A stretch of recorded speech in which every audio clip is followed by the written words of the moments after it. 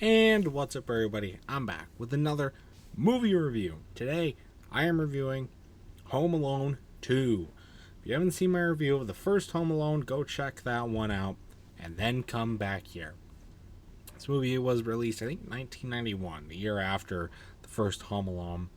And it has mainly the same cast of characters. There's a few differences, few different characters, some that didn't come back, some that are new.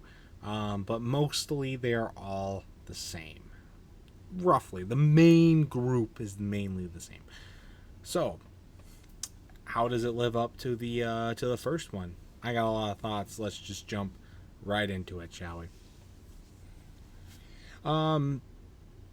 Usually sequels aren't nearly or aren't always as good as the originals or as the first movie.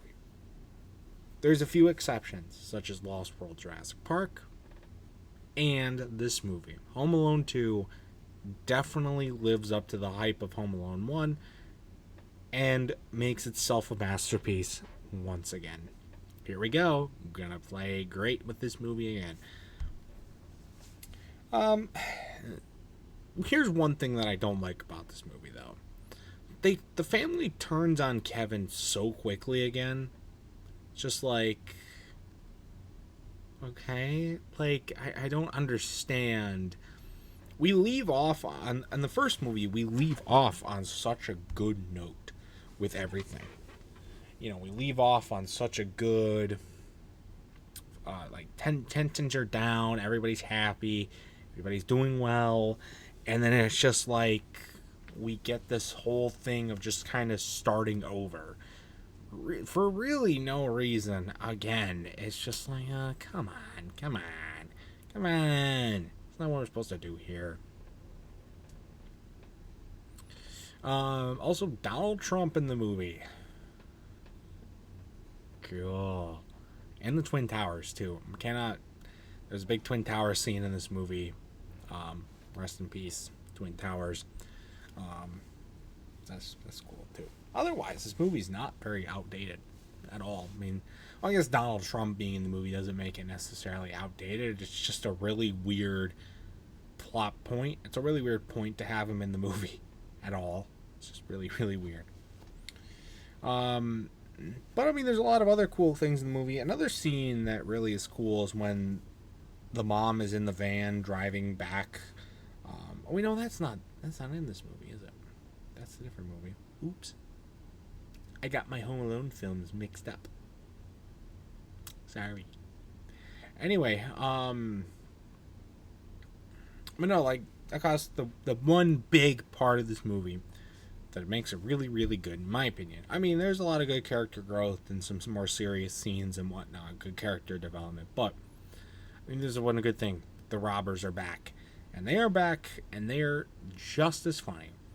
I think the contraptions and the traps and a lot of that stuff, they took a lot more of a clever take to, knowing that they, instead of a fully fledged house to work with, they now had an abandoned apartment building or apartment set of buildings, or like set of rooms, I should say, in the building.